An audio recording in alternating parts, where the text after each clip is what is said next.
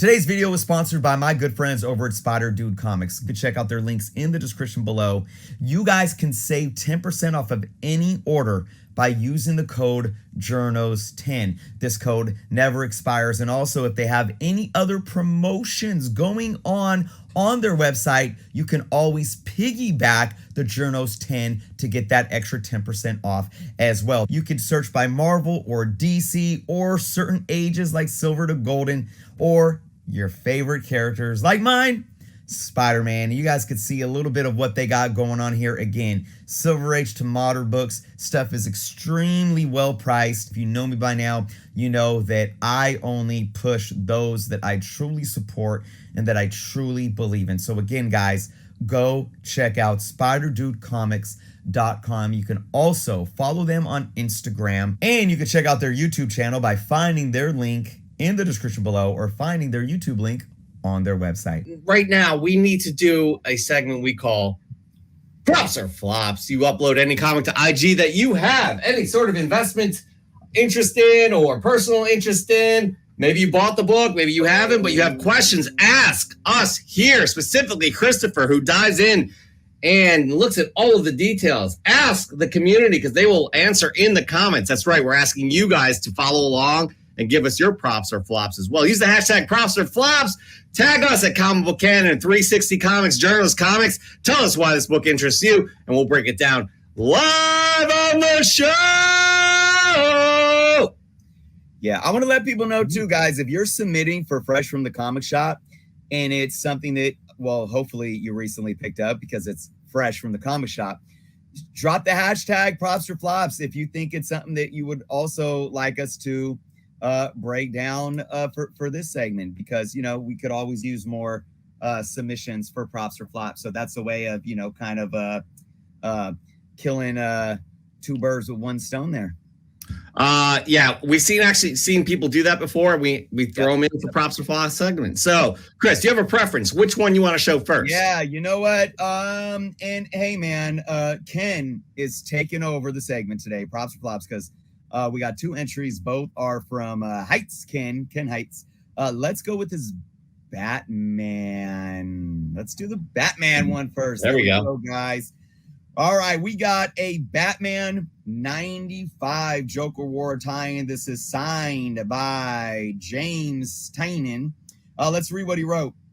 Props or flops. I found this Batman 95 at my local comic shop for $4. I believe that's cover price, right?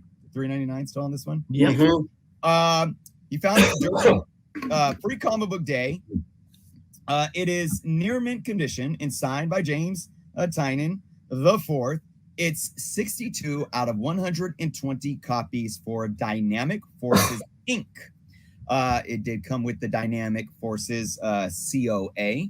You could see his autograph there in black right under the word bubble. So, all right, Ken, man, let's break this down. So, sorry guys. Yep. You good? You all right? I'm good, guys. I'm good. I promise you.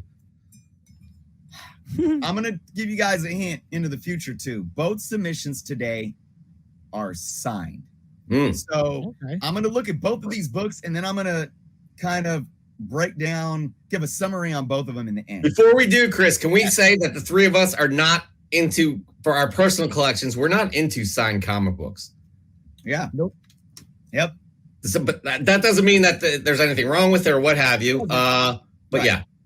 Yeah. So yeah, I mean, first, let me say this. And Jeff, I'm really going to take a unique approach today with assigning a props or flops for this book. I do believe I am going to give this book a props and a flops. And this is the first. This is what do I do for the graphics? I don't know what to do. I know. Just put them kind of go back and forth. Flops. It's happening. All right, Ken, bear with me. All right. This is important. Now, remember, I have said, you know, I give this a props if it's just something you want in your collection as a collector. But remember, this is about investment. This segment is about investing. So usually I'll say, you know what, props to you. You got a good deal, whatever. But I give this a flops all day because it's just, I don't see it as an investment. But let me break this down, okay? Let's go with the flops first. This is why I'm giving this book a flops, first and foremost. When you look at the numbers for this book, It's a cover price book. You know, there's some online sales for $6, $7. It's a cover price book. All right. Now, when you look at James Tynan's autograph, there's not much value there. There's not much value there. Depending on the book, there are books with his autographs that are being sold for $6, $7. You guys can go look it up on eBay right now. That's just a matter of fact. The only books that had really any value are books that are already keys, like the first appearance of Punchline or something like that. Those books already have value. You add a signature, might go up a little bit, but then what really drives the signature up on these keys is guess CGC Signature Series yellow labels. Those are the only books slabbed that are really getting any attention. But remember, they have to be keys already to really garner any value. I'm giving this book a flops for long-term investment. I have said this before too. Comic book signatures, there are some diehard collectors that love signatures.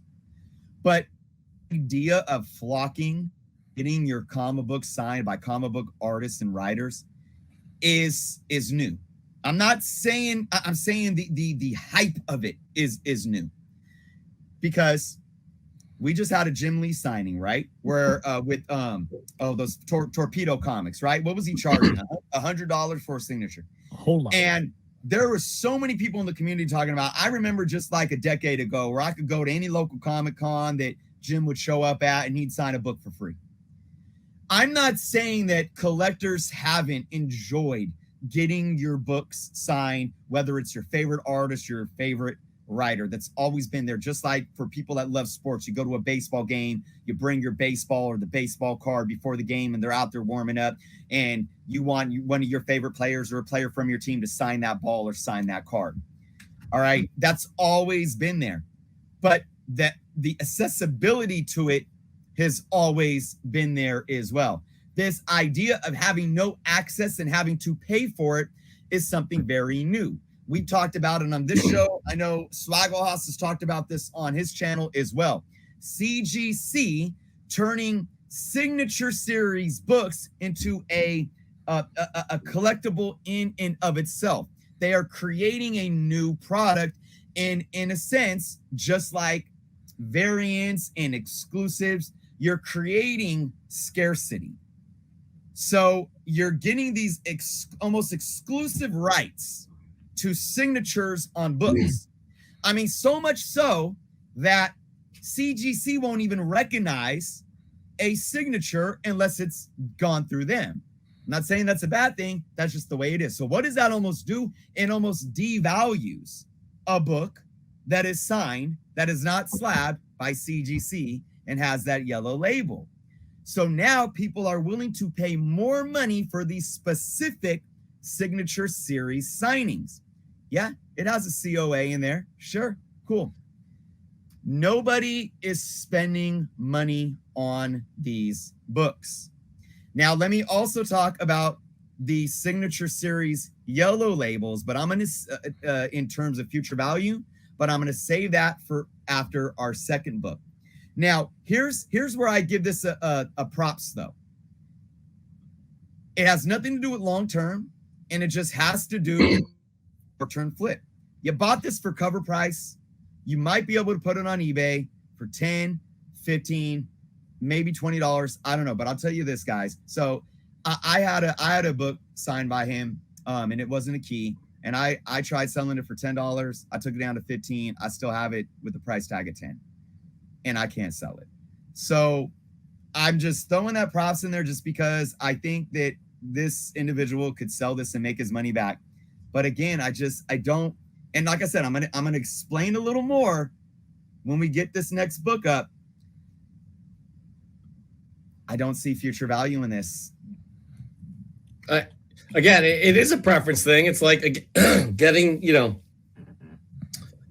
your baseball signed at a ball game or what have you. But I think the value there is getting it signed. Like, you know what I mean? Like, you being there, having that person sign it in front of you, getting to talk to that person. I don't know. Again, our preferences. I don't need autographs. Like, I personally don't like autographs in general. But Joe, I think you have a thought. Yeah. First thing I want to do is just note something kind of cool about this, because we just had a collecting dude hop in the room. Collecting dude actually works for Dynamic Forces. Nice. He works for, basically he's kind of the assistant to Nick Barucci, who is the owner of Dynamic Forces and CEO of Dynamite Comics. I think that's his role, at least.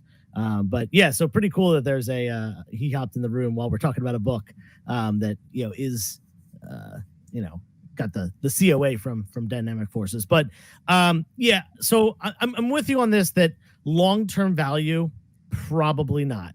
Is James Tynion a phenomenal writer? Yes. Is he very popular? Absolutely. Did he kill that Batman run? Oh yeah. Is he doing great indie stuff too?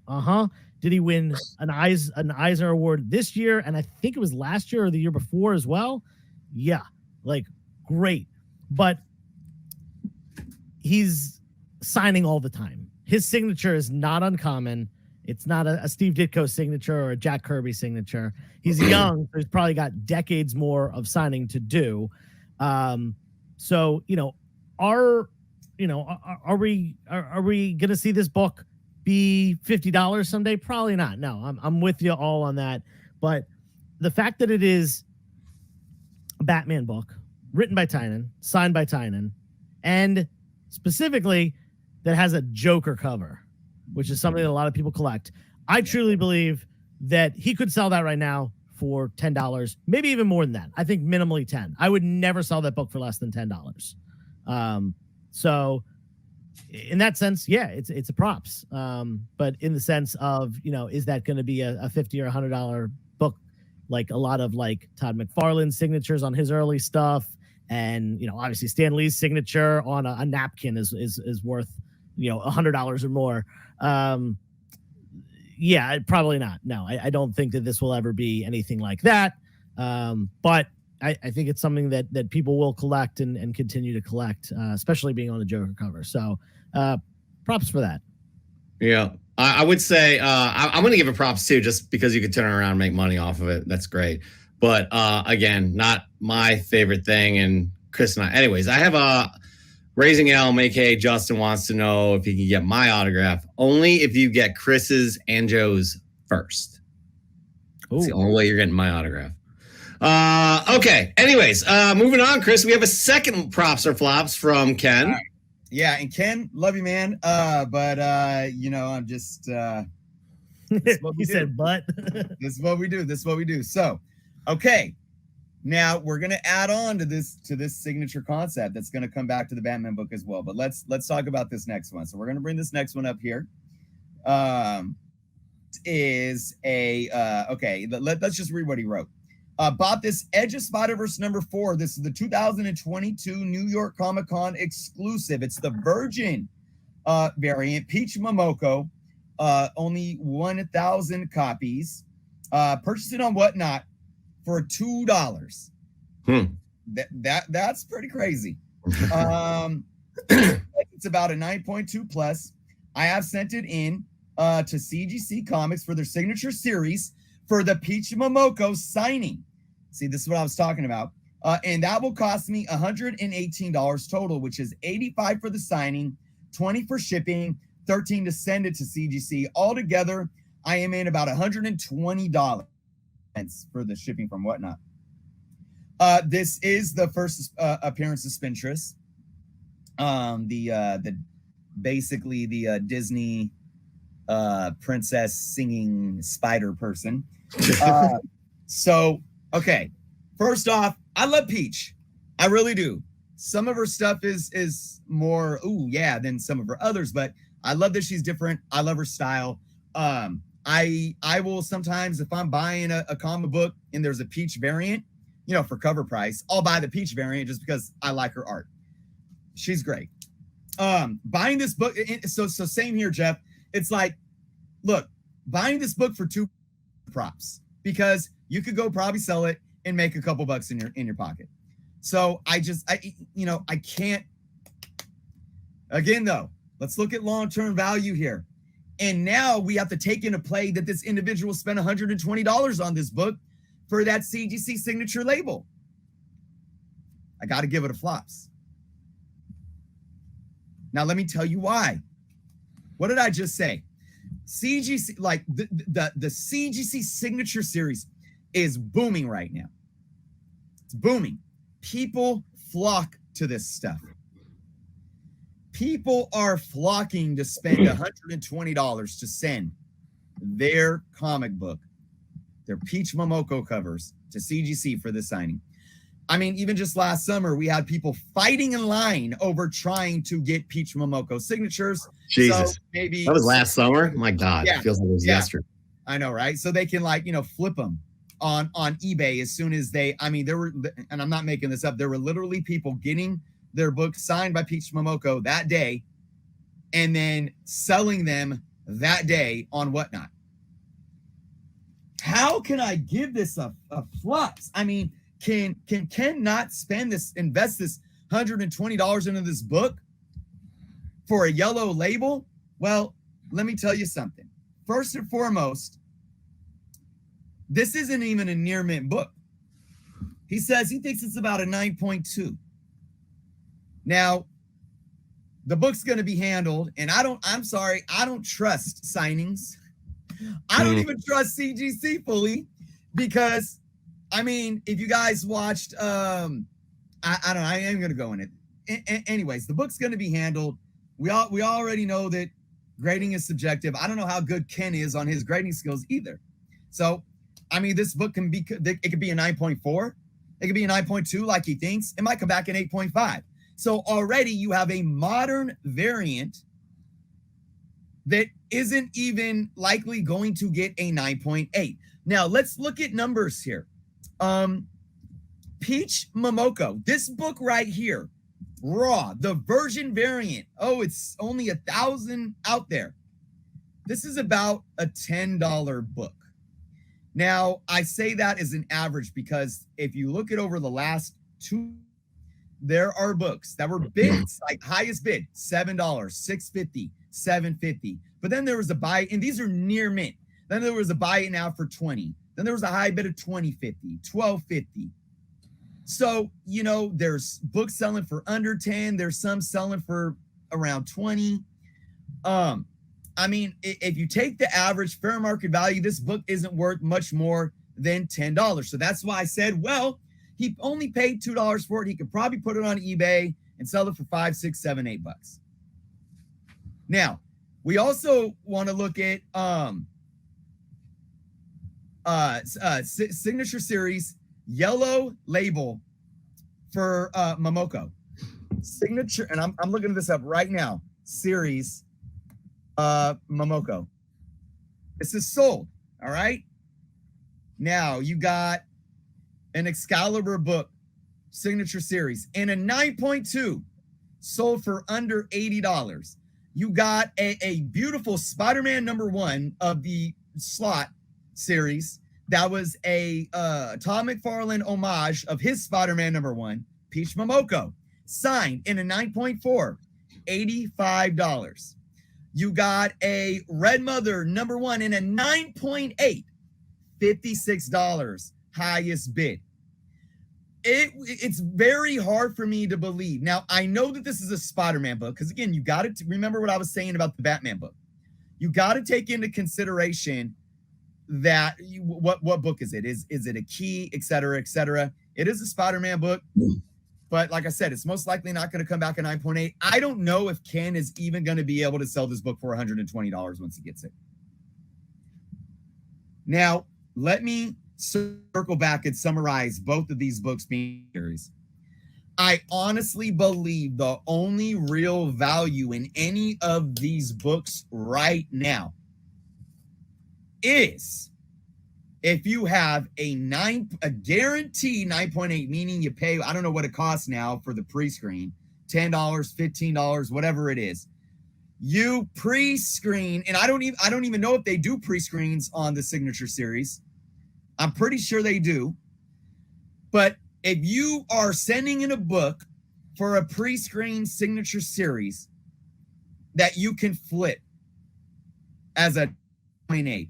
That's the only way that I believe that these books are going to make money. And then you say, well, Chris, this is Peach Momoko. She's one of the most popular artists right now. Chris, James Tynion, one of the most, popular writers right now. Well, I'm going to tell you something. That's the problem right now. Comic book stuff right now isn't comic book stuff right now of the 60s. Stan Lee's, your Steve Ditko's, your Jack Kirby's. It's not of the 70s, going into your John Romita's, your Buscema's, your Starlins. It's not your Frank Miller's, even McFarlane's, and your Jim Lee's. Comic books of right now, whether it be the books, the writers, the artists, I'm telling you, it's a right now thing. More than any other generation.